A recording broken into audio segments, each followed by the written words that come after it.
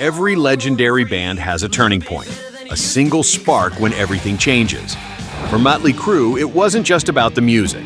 It was the danger, the scandal, and the raw spectacle that turned four misfits from the Sunset Strip into the very definition of hair metal. Today we're looking at the very moment Mötley Crüe became the greatest hair metal band of all time.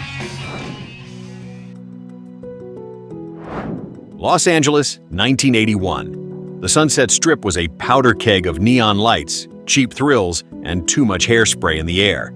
At the center of it all, four outcasts who didn't look like rock stars yet, but already lived like them. Nikki Sixx, the driven architect, Tommy Lee, the wild kid with boundless energy, Mick Mars, the older mysterious guitar slinger, and Vince Neil, the golden-haired frontman who could charm a crowd even when half out of breath. Their earliest gigs at places like Whiskey A Go-Go and the Starwood weren't polished. They were chaos, sweat, spilled beer, and pyrotechnics that probably should have been illegal. But that chaos was exactly what set them apart. In a scene packed with bands chasing glam and glitter, Mötley Crüe felt dangerous. Like they weren't just playing rock and roll, they were rock and roll.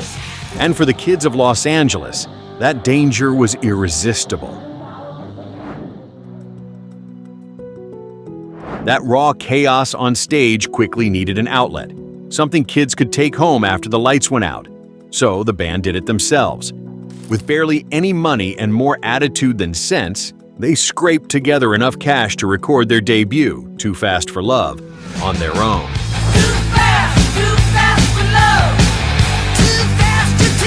It wasn't polished, it wasn't clean, but that was the point. Songs like Live Wire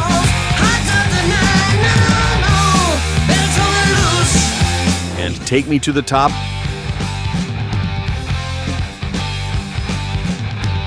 sounded like the Strip itself, reckless, hungry, and dangerous. Pressed in small batches on their own Lether Records label, the album passed from hand to hand until it became the underground buzz of Los Angeles. And that's when Elektra Records came knocking.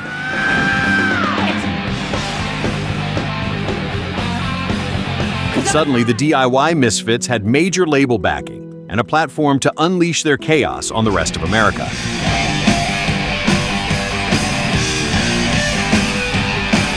With Too Fast for Love, they didn't just prove they could make an album. They proved that the danger of their live shows could be captured on vinyl, and that made them unstoppable.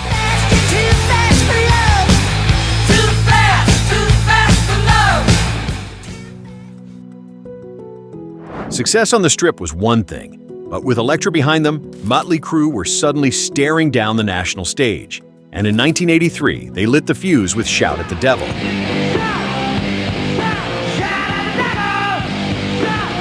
From the first notes of Looks That Kill, it was clear this wasn't just another glam rock record.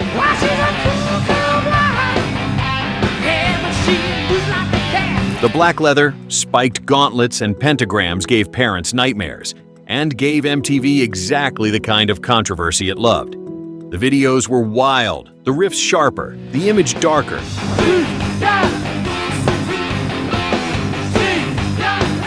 Almost overnight, Mötley Crüe went from local legends to national villains. Religious groups protested them, critics called them dangerous, but the kids? They bought in completely. Arena shows swelled, MTV spun their videos constantly, and suddenly the band's chaotic energy had turned into a cultural phenomenon.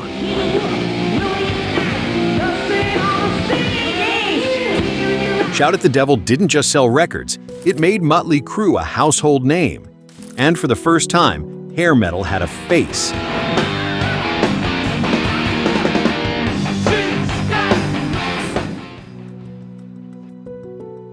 But with fame came chaos. And by the mid-'80s, the danger wasn't just part of their image, it was real. In December 1984, Vince Neil got behind the wheel after a night of heavy drinking. His passenger, Hanoi Rocks drummer Nicholas Razzle Dingley, never made it home. The crash left Razzle dead, others badly injured, and Neil facing charges that could have ended the band for good. The headlines were brutal. Overnight, Mötley Crüe weren't just a dangerous band on stage. They were the living embodiment of excess gone too far. And yet, instead of collapsing, the scandal fed into their outlaw myth. Fans didn't turn away. They leaned in, treating the band like untouchable anti-heroes. It was a tragedy that should have ended them. But perversely, it pushed Mötley Crüe further into the spotlight. They weren't just playing with fire anymore. They had become fire. When the dust settled from the tragedy, most critics assumed the Crüe were finished. Instead, in 1985, they came back with Theater of Pain, an album that split fans and critics, but carried one song that would change everything. You know that I've seen too many romantic dreams. Home Sweet Home wasn't what anyone expected from the Kings of Chaos. A piano ballad wrapped in soaring vocals and glossy production, it revealed a softer side, and MTV couldn't get enough of it.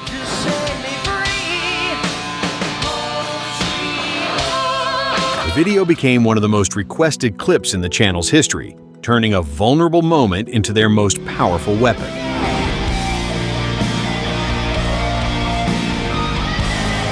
Not everyone loved the album. Some called it a step down from the fury of Shout at the Devil. But that didn't matter. For the first time, Mötley Crüe had a hit that reached beyond the strip, and beyond metal, beyond controversy.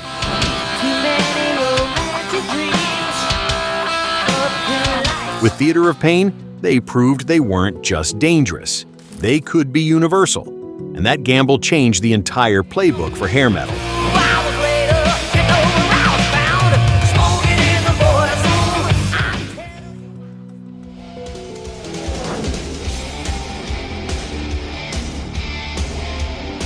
By 1987, Mötley Crüe weren't just surviving scandals, they were thriving on them. Their next move, Girls, Girls, Girls, was less about reinvention and more about indulgence.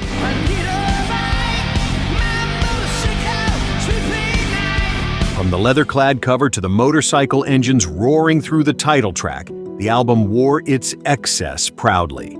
Songs like Wild Side and Girls, Girls, Girls turned strip clubs and chaos into anthems.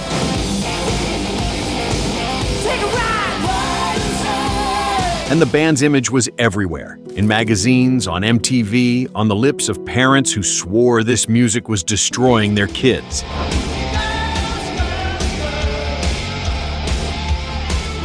The tour that followed was a circus of debauchery. Harley-Davidsons roared on stage, hotel rooms turned into war zones, and the Crüe fully embraced their reputation as the most dangerous band in the world.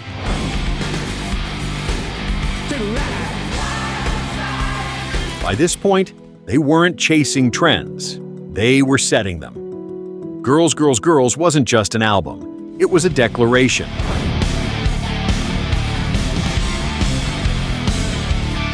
Mötley Crüe weren't going to tone down, apologize, or fade away. They were going to live louder, burn brighter, and take hair metal to its most outrageous peak.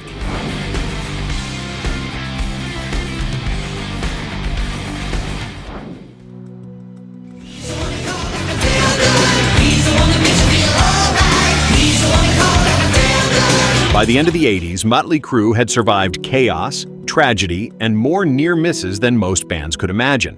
But in 1989, they finally delivered the album that turned them from wild icons into undisputed kings, Dr. Feelgood.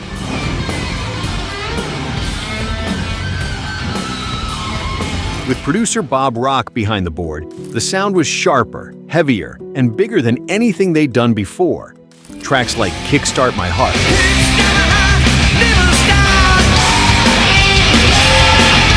Same Old Situation,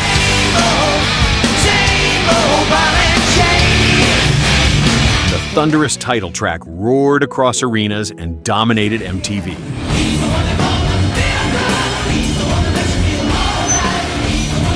For once, critics had to admit, this wasn't just spectacle, it was world-class rock.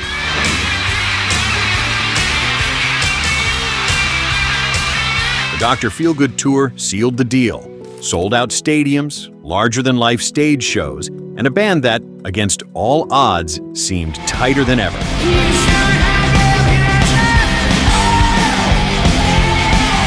It It was the pinnacle of hair metal. Loud, flashy, dangerous, and untouchable.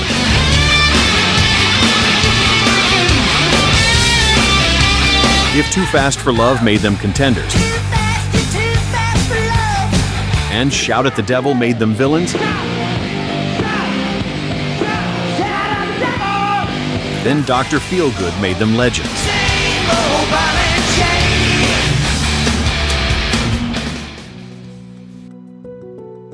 By 1989, the transformation was complete. Mötley Crüe were no longer just the reckless kids of the Sunset Strip. They were a global phenomenon, selling millions of records, packing out stadiums, and dominating MTV like no other band of their kind.